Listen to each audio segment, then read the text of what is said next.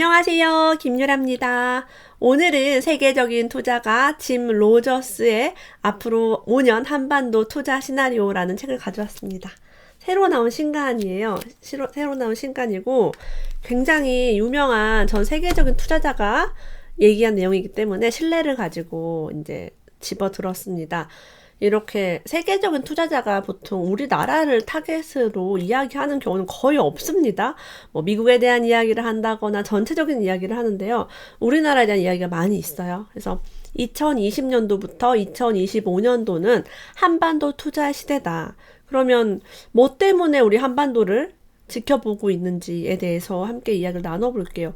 이 책은 뭐 국회의원, 중소기업 중앙회 회장, 은행장, 등등의 이런 분들이 추천사를 써주신 책입니다.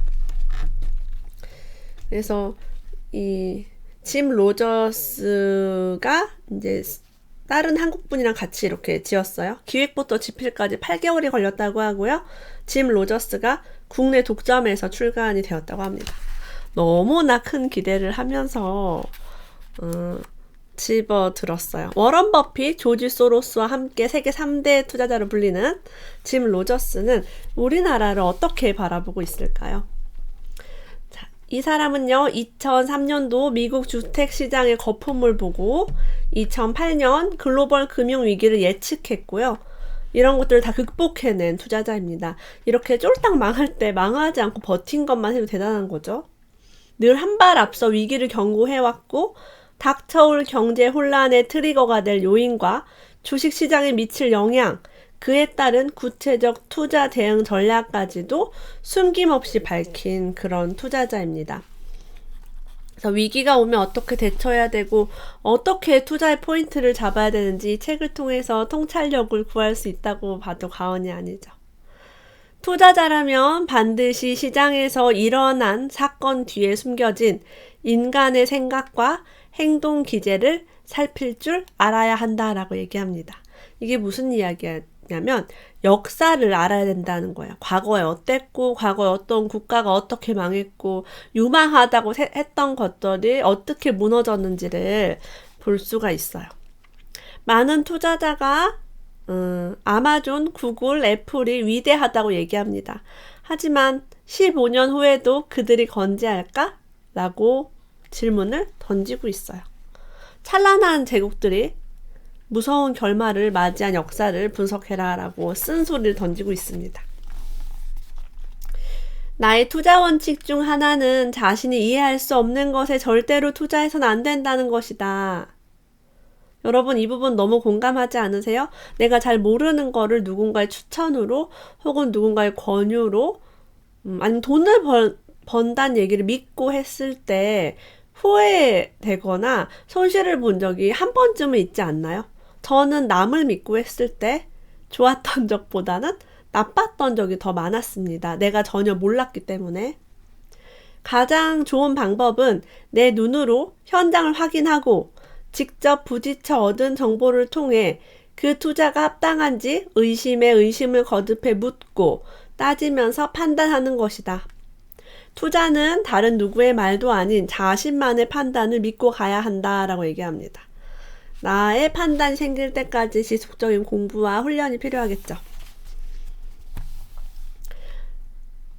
짐 로저스는 이렇게 얘기합니다. 현재 내가 아는 것이 10년 후 혹은 20년 후에 15년 후에는 모두 휴지 조각이 되어버리고 말 것이다.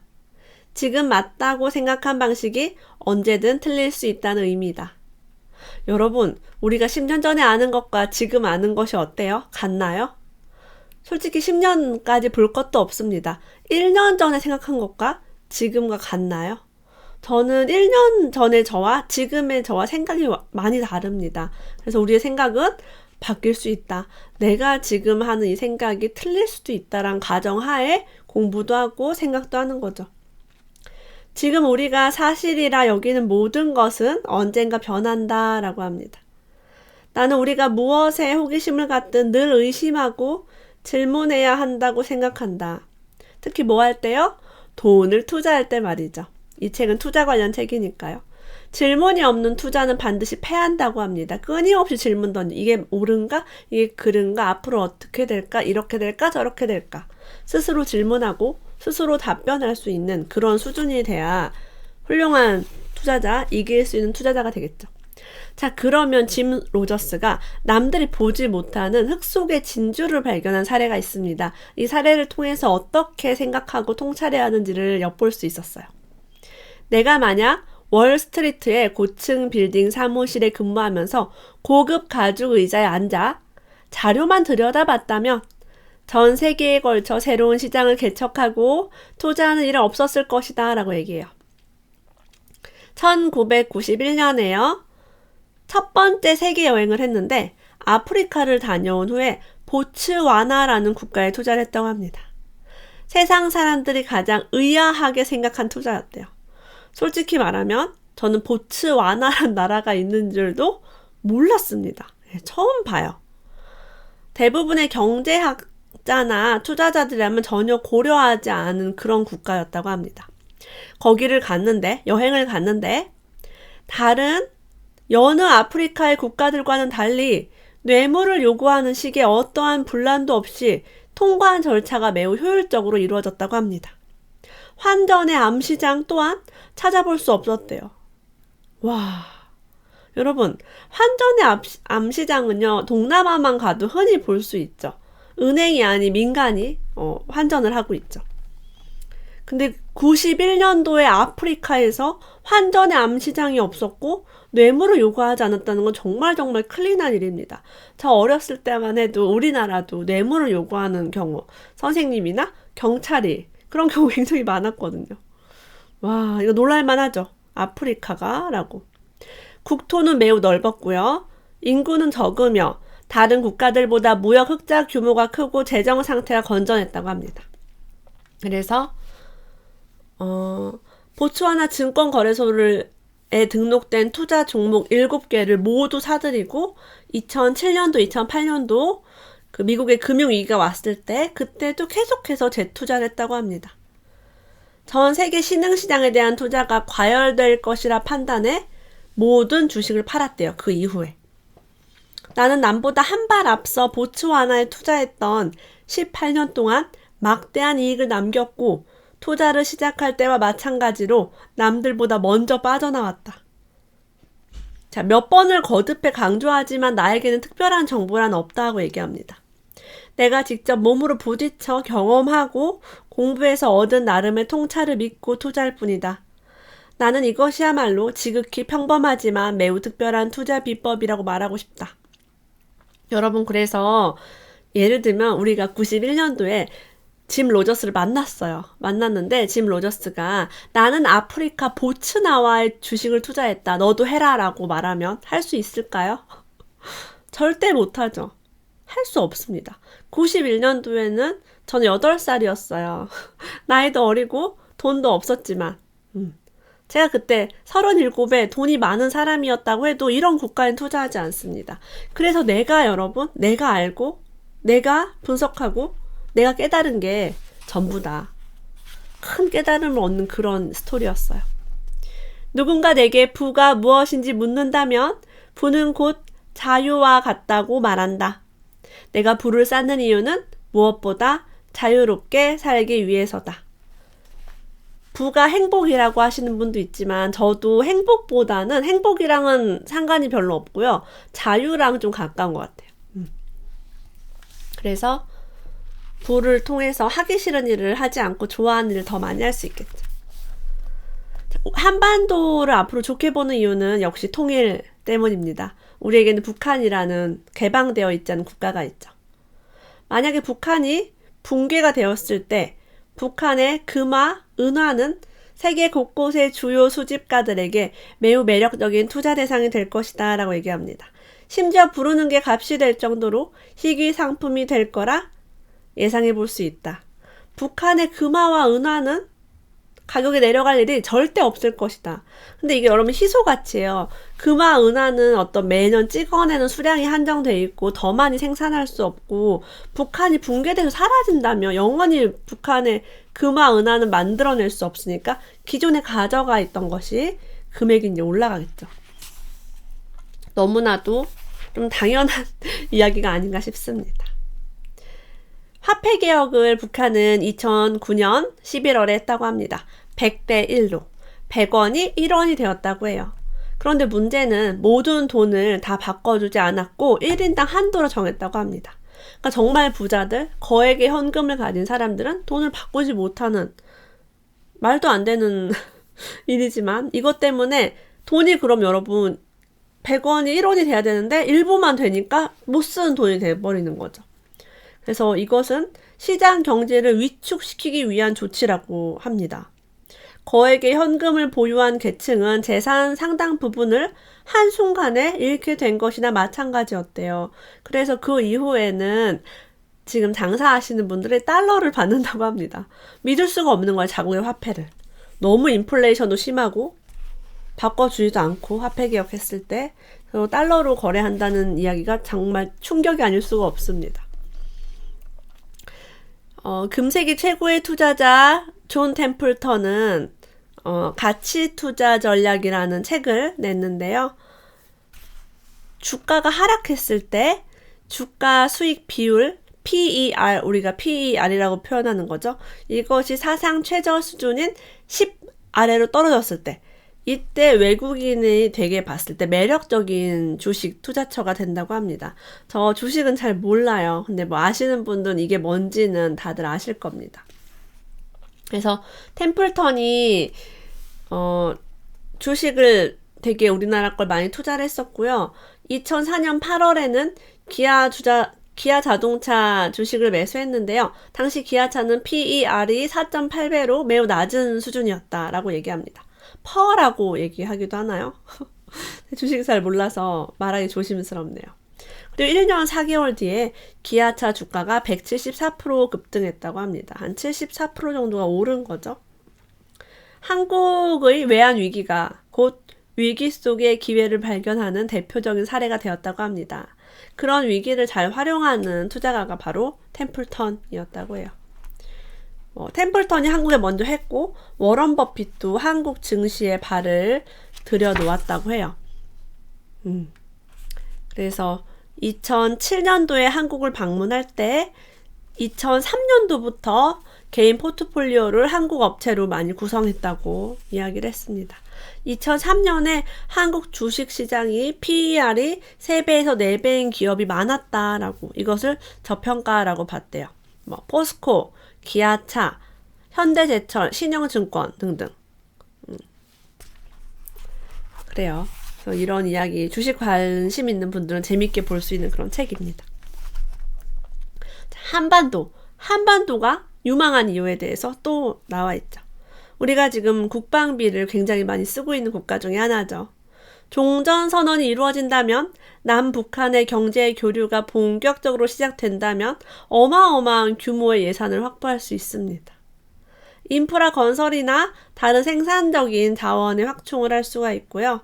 2008년도에 이 저자가 북한의 자원과 원자재에 관심을 가지고 있었다고 해요. 아마 세계에서 북한은 굉장히 많이 관심을 가지고 있는 국가 중에 하나입니다. 뉴스에 아마 사우스 코리아보다 많이 나올 거예요. 굉장히 유명합니다. 해외 외국인들한테는. 중국 기업들이 광산에 대한 투자를 하고 장기 구매 방식으로 채굴을 해서요. 북한에 있는 거의 모든 무연탄을 쓸어 담고 있었대요. 언제요? 2008년도 무렵에 짐 로저스가 알아봤을 때 이미 그랬다고 합니다. 어마어마한 철광석을 채굴을 해갔고요. 마찬가지로 중국이 북한의 히토류 광물을 손대지 않았으리라 보장하지 못한다고 합니다. 북한은 지금 우리나라와 이제 단절이 돼 있기 때문에 중국과 어떤 경제적인 교류라든가 이런 것들을 하고 있죠. 그래서 빨리 우리나라랑 잘 돼야 된다, 뭐 이런 이야기가 되어 있어요. 중국을 견제할 만하죠. 정치적으로도 보면요. 여러 매체 인터뷰를 통해 거듭 밝혔듯이 나는 북한이 개방된다면 가장 먼저 관광산업에 대한 투자를 아끼지 않을 것이다. 별표할게요. 저 역시 북한이 개방된다면 가장 먼저 관광에 관심을 가질 겁니다. 이유는 너무 간단해요. 가보지 못한 곳에 대한 호기심. 전 세계에 아무리 많은 여행을 다니고 아무리 좋은 걸 가봤어도 북한을 가본 사람이 없는 거예요. 그래서 전 세계인들이 아마 몰려들 겁니다. 왜냐면 굉장히 유명한 나라이기 때문에 그래요. 과거 중국과 베트남이 그랬듯 빗장을 걸고 있던 나라가 문호를 개방하면 전 세계의 관광지가 된다. 그리고 북한이 여러분 관광을 개발한다면 리조트, 호텔, 모든 것이 새 것이겠죠. 그럼 그 새 거에 대한 메리트는 가히 상상을 초월하죠. 저도 너무 가고 싶을 것 같아요. 그럼 우리 아이들 컸을 때 이제 통일이 된다면 저는 평양에 에어비앤비를 할 수 있게 부동산을 매수해서 아들아, 엄마가 유튜브로 너의 에어비앤비 숙소를 광고할 테니 너는 관리를 잘해다오 이렇게 할 수도 있겠죠. 관광에 대해서는 저도 굉장히 관심이 많습니다. 어마어마한 전 세계인들이 그 조그만 땅덩어리 여행을 갈 거예요. 북한과 한국의 경제가 통합되더라도 한국 기업이 북한 광물을 중국 기업을 통해서 사들여야 하는 상황이 발생할 수 있다. 그만큼 지금 자원 개발을 중국에서 도맡고 있다는 거죠. 이런 것이 좀 문제가 될 수 있고, 그래서 중국이 통일을 사실 원하지 않은 이유 중에 하나도 이런 거 자기들의 이익을 지금 계속 잘 긴밀하게 하고 있기 때문에 아마 통일에 대해서 그런 것들을 좋아하지 않을 수 있습니다. 중국이 히토류 얘기는 되게 언론에서도 많이 나왔습니다. 히토류를 저가에 공급하기 시작하면서 중국 이외의 전 세계적인 히토류 광산이 경쟁력을 상실해 가동을 중단하게 되었다고 해요. 왜냐면 인건비 빼고 뭐 빼고 돈이 남아야 되는데 히토류를 너무 싸게 공급을 해버리죠. 중국은 사실 1등 기업을 만드는 전략이 매우 간단합니다. 가격을 정말 싸게, 말도 안 되게 싸게 공급을 해버리고요. 그런 적자를 보거나 손해를 보는 돈들을 정부 차원에서 지원이 나가요. 그래서 말이 대기업이지 국영기업과 같은 그런 메커니즘으로 돌아가는 기업들 중국엔 굉장히 많습니다. 그래서 우리나라도 중국 기업을 우리나라가 넘어서려면 정부의 많은 어떤 지원? 이런 가격 경쟁? 이런 게 필요해요. 그런 또 아쉬움이 드네요. 우리가 앞으로 남한, 북한, 러시아를 잇는 가스관 프로젝트 이런 것도 지금 이야기가 나와 있어요. 중동에서 액화 천연가스를 가져오고 있는데요. 우리나라는 자원이 부족한 나라잖아요. 땅이 너무 작고 그리고 사방이 바다로 둘러싸여 있기 때문에 나갈 수가 없어요. 비행기를 타지 않으면 다른 나라에 갈 수가 없습니다. 이게 굉장히 큰 단점이죠. 러시아에서 가스관으로 이제 가스를 끌어오면요. 수송비가 매우 절감이 된다고 해요. 우리 도시가스 해가지고 가스통 이제 집에서 안 쓰고 아파트 안에 가스가 알아서 들어오잖아요. 그거를 러시아 이어서 북한 통해서 우리나라까지 이렇게 하면 굉장히 싸게 가스를 공급받을 수 있다는 거예요. 이런 사업을 통일이 되면 충분히 할 수 있고 러시아는 너무 좋아한다는 거죠. 돈을 버니까.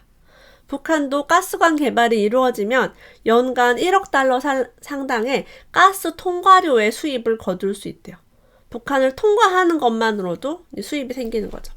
에너지 사업에 대한 비전도 이 책에서 자세하게 나와 있어요. 이러이러한 이유 때문에 에너지 산업이 뜰 것이다. 관광 산업도 좋아지고요. 지금도 구글과 애플의 주식은 떨어질 줄 모르고 오른다고 합니다. 하지만 이는 매우 위험한 신호다라고 해요. 일부 주식만 연일 상승 곡선을 그리면서 시장의 자금이 일부 기업에만 몰리고 있다고 해요. 미국도 이렇고 우리나라도 마찬가지죠. 우리나라 부동산 시장도 일부에만 돈이 몰려요. 이런 상황이라면 빠르면 1년 이내, 늦어도 2년 이내에 세계 경제에 문제가 발생할 것이다. 왜냐면 돈이 여기저기 흩어져야 되는데 막 불안하니까 안전한 곳에만 자꾸 너무 몰려서 거기가 너무 오르는 것이 자기는 좋지 않다라고 얘기합니다. 향후의 신흥시장, 향후의 좋아질 시장으로 보는 곳이 러시아라고 해요. 이런 것들과 맞물려서. 채무가 적어서 재무 구조도 안정적인 편이고요. 성장 가능성도 높고 금리도 매우 높은 편이다라고 합니다. 베네수엘라는 접근을 이제 쉽게 할 수 없고 북한에 투자하지 못하는 이유도 아직은 합법적인 채널이 없다라고 이야기를 해요. 그리고 이 책을 읽어보면 일본을 보지 않고 이제 우리나라를 보는 이유 중에 하나가 이제 북한이라는 어떤 인구, 자원, 여러 가지 통로, 관광 여러 가지를 지금 보면서 이야기를 긍정적으로 하고 있습니다. 자본주의 세계에서는요, 오래된 것은 새로운 것으로 대체된다고 해요. 과거부터 지금까지 그리고 미래에도 이 사실에는 변함이 없다고 합니다. 따라서 변화에 대해 불평, 불만을 가져서는 안 된다. 원하든 원하지 않든 모든 것은 변한다. 당신은 그저 그 변화로부터 무언가를 얻고자 하거나 혹은 뒤처지는 것을 선택하면 될 뿐이다. 그래서 우리가 뒤처지는 것을 선택할 수도 있고요. 앞서 나가는 것을 선택할 수도 있습니다. 우리는 그 모든 것을 선택할 힘이 있죠. 이 책 너무 잘 읽었고요. 책 10권 드리는 서평 이벤트 네이버 카페 선한부자 프로젝트 진행 중입니다. 아래 링크를 통해서 들어가셔서 공유 이벤트 함께 해주세요. 오늘도 함께 해주셔서 고맙습니다. 다음에 또 만나요.